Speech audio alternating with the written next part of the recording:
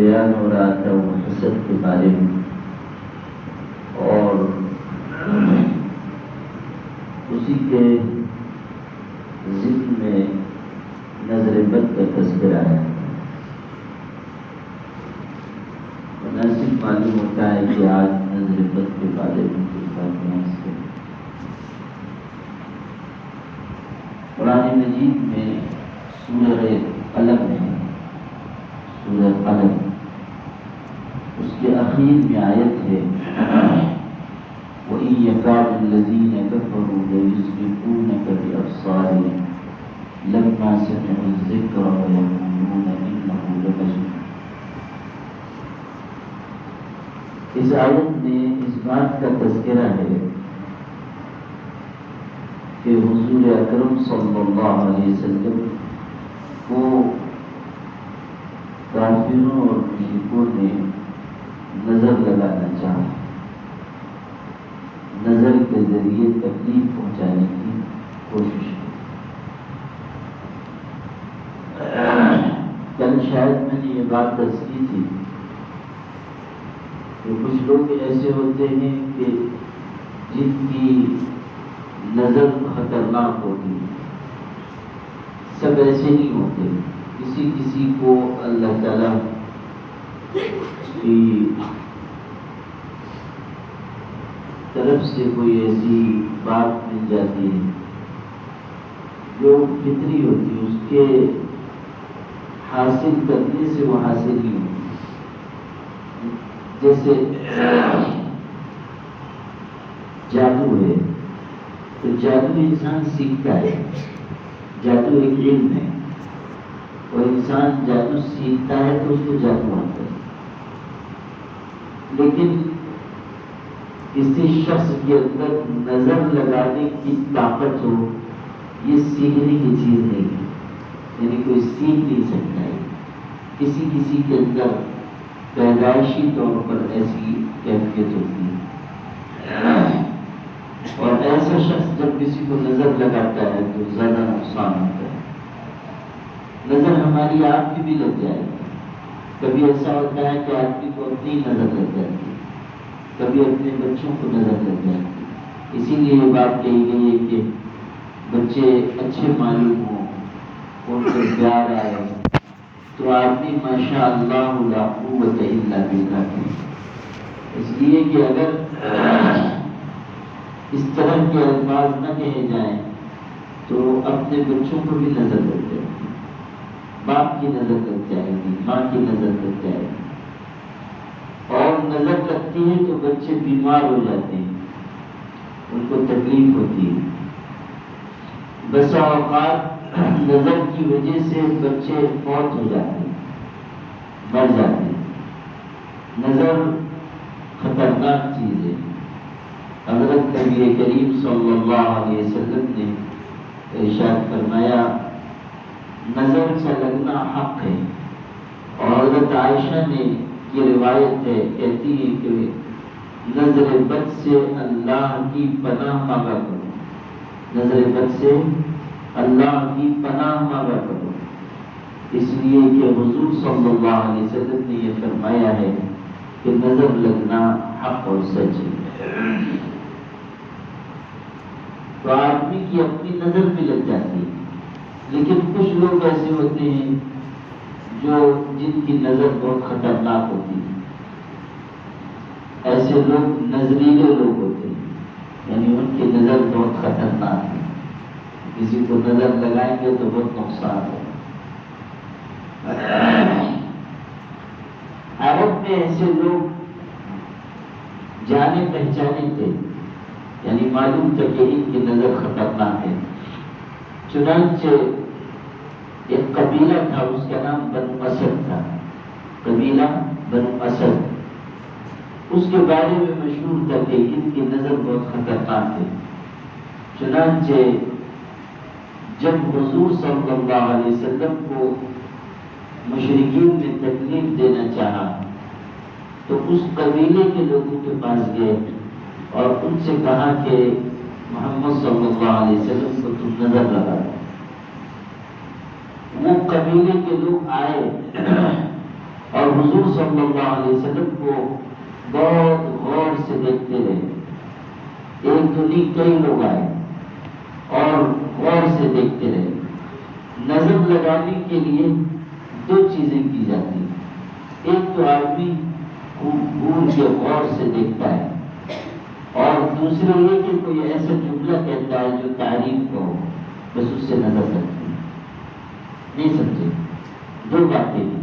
ایک تو یہ کہ خوب غور سے کسی کو آدمی دیکھتا ہے، اور دوسری بات یہ کہ کوئی جملہ ایسا کہتا ہے جو تعریف کا ہو. جیسے کہے گا کہ یہ بہت خوبصورت آدمی ہے، یا کہے گا کہ اس کے پاس بہت مال ہے، یہ کہہ رہا ہے کہ اس بچے کو دیکھو کتنا اچھا لگ رہا ہے. اس طرح کے جملے کہہ کر نظر لگائی جاتی. تو یہ جو قبیلے کے لوگ تھے وہ آئے اور انہوں نے دونوں ہتھیار استعمال کیا. یعنی حضور صلی اللہ علیہ وسلم کو بہت غور سے دیکھتے رہے اور یہ کہا کہ ہم نے زندگی میں ایسا خوبصورت آدمی نہیں دیکھا.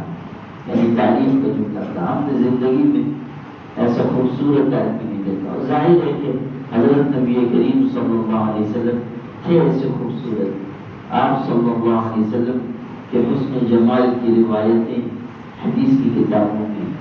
ایک صحابی کہتے ہیں کہ چاندنی رات تھی، 14ویں رات کا چاند نکلا ہوا تھا، اور میں حضور صلی اللہ علیہ وسلم کی خدمت میں حاضر ہوا.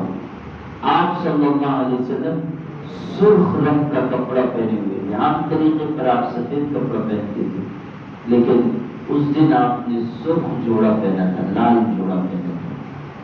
تو کہتے ہیں کہ حضور صلی اللہ علیہ وسلم پر جب میری نظر پڑی تو نظر ٹک گئی، اور آپ صلی اللہ علیہ وسلم اتنے پیارے معلوم ہوتے تھے کہ میں نظر نہیں ہٹا سکتا تھا.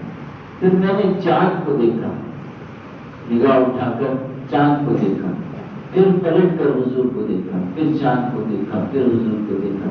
یعنی میں موازنہ کر رہا تھا کہ چاند زیادہ خوبصورت ہے یا حضور صلی اللہ علیہ وسلم زیادہ خوبصورت ہے. آخر میرے دل نے یہ گواہی دی کہ حضور کا حسن و جمال چاند سے بڑا ہوا ہے. آپ صلی اللہ علیہ وسلم چاند سے زیادہ خوبصورت. آپ غور کیجیے کہ آپ صلی اللہ علیہ وسلم کو اللہ تعالیٰ نے کیسا خوبصورت بنایا ہوا. ایک روایت میں ہے کہ جب آپ خوش ہوتے تھے تو چہرہ دمک اٹھتا تھا. کان اذا سر استنار وجهه كأنه قطعة قمر. آپ خوش ہوتے تھے تو چہرہ خوشی سے دمک اٹھتا تھا، گویا کہ چاند کا ٹکڑا ہے. حضور صلی اللہ علیہ وسلم خوشی کے وقت اور خوبصورت معلوم ہوتے تھے. آپ صلی اللہ علیہ وسلم جس دن آپ کا وصال ہوا، آپ دنیا سے جس دن تشریف لے گئے، پیر کا دن تھا، اس دن آپ کی طبیعت کچھ بہتر تھی. اور دن تو بیماری کے زیادہ سخت بیماری کے تھے، لیکن اس دن آپ کو کچھ طبیعت اچھی لگ رہی تھی، فاقہ تھا. بیماری کی وجہ سے آپ مسجد میں نہیں تشریف لا کرتے تھے، اخیر میں بالکل نماز کے لیے. تو فجر کی نماز ہو رہی تھی مسجد میں. آپ صلی اللہ علیہ وسلم کا حجرہ مسجد سے ملا ہوا تھا، یعنی مسجد سے بالکل جڑا ہوا آپ کا گھر تھا. تو فجر کی نماز ہو رہی تھی، آپ صلی اللہ علیہ وسلم نے پردہ ہٹایا. تھوڑی طبیعت بہتر تھی تو آپ نے پردہ ہٹا کر مسجد میں جھانکا. مسجد میں لوگ نماز پڑھ رہے تھے تو آپ نے دیکھا. صحابہ نے محسوس کیا کہ حضرت صلی اللہ علیہ وسلم دیکھ رہے ہیں. سب بہت خوش ہوئے یہ محسوس کرتے کہ حضرت صلی اللہ علیہ وسلم کی طبیعت کچھ ٹھیک ہے. حضرت انس کہتے ہیں کہ قریب تھا کہ ہم خوشی کی وجہ سے نماز توڑ دیتے، لیکن حضور صلی اللہ علیہ وسلم نے اشارہ کیا کہ نہیں، نماز پڑھتے رہو. اب وہ ٹکڑا سناتا ہوں جس کے لیے یہ بات بیان کی. حضرت انس کہتے ہیں کہ اس وقت حضور صلی اللہ علیہ وسلم کا چہرہ، یہ آخری دیدار تھا جو زندگی میں ہوا، کہتے ہیں کہ اس وقت حضور صلی اللہ علیہ وسلم کا چہرہ ایسا معلوم ہوتا تھا گویا کہ قرآن مجید کا کوئی ورق ہے. قرآن مجید کے ورق کی طرح آپ صلی اللہ علیہ وسلم کا مبارک چہرہ. تو آپ تو بہت خوبصورت تھے. آپ صلی اللہ علیہ وسلم کو جب وہ نظر لگانے والوں نے دیکھا تو خوب گور گور کر دیکھتے ہوئے اور یہ کہا کہ واللہ ہم نے ایسا خوبصورت آج نہیں دیکھا. نظر لگانے کے لیے کہا, تعریف نہیں کر رہے تھے, نظر لگانے کے لیے کہا. اب آپ غور کیجئے, تین باتیں جمع ہوئی. ایک تو وہ لوگ نظر لگانے میں بہت مشہور تھے, اور دوسرے خوب گور گور کر دیکھتے بھی رہے, اور تیسرے یہ کہ حضور صلی اللہ علیہ وسلم کے بارے میں ایسا جملہ کہا جو نظر لگانے کے لیے تھا. مگر اللہ تعالیٰ نے آپ صلی اللہ علیہ وسلم کی حفاظت فرمائی, کوئی اثر نہیں ہوا, کوئی تکلیف حضور کو نہیں. ایک روایت میں کہ ایک شخص تھا بہت خطرناک نظر لگانے والا, اس کو بھی مشرکین لے کر آئے, تم نظر لگا. اس نے بھی اپنا سنوار آزمایا مگر کچھ نہیں ہوا. حضور صلی اللہ علیہ وسلم کی حفاظت کی گئی. لیکن یہ بات سمجھنے کی ہے کہ نظر لگ جانا حق ہے اور اس سے تکلیف ہوتی ہے. حضرت رافع ابن خدیج رضی اللہ عنہ حضور کے ایک صحابی ہیں, کہتے ہیں کہ میں حضور صلی اللہ علیہ وسلم کی خدمت میں آیا.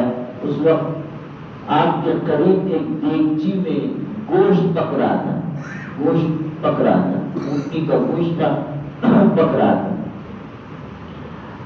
کہتے ہیں کہ مجھ کو اس میں ایک بوٹی بہت اچھی لگی, چربی والی بوٹی تھی, اوپر ہی نظر آ رہی تھی, مجھ کو بہت اچھی لگی, وہ میں نے اٹھا کر اس کو کھا لیا. لیکن اس کے بعد مجھ کو تکلیف رہی, اور تکلیف ایک دو دن نہیں, سال بھر مجھ کو تکلیف رہی.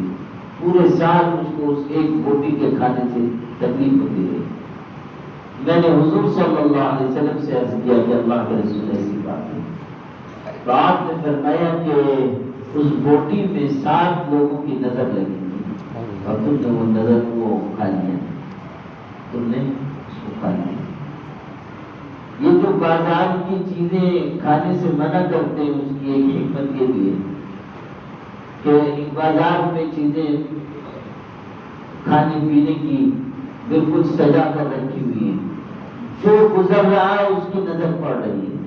اب اگر کوئی گزرنے والوں میں ایک نظریلا آدمی ہوا تو ہماری تو خیر نہیں ہے, ہم نے تو دکان سے خرید کے کھا لیا. لیکن جو لوگ گزر رہے تھے ان کی نظریں اس کے اوپر پڑی. حضرت مجدد ابن ثانی رحمۃ اللہ علیہ کے بارے میں یہ بات ہے کہ ان کے ایک صاحبزادے چھوٹے تھے اور بہت کشف ہوتا تھا ان کو.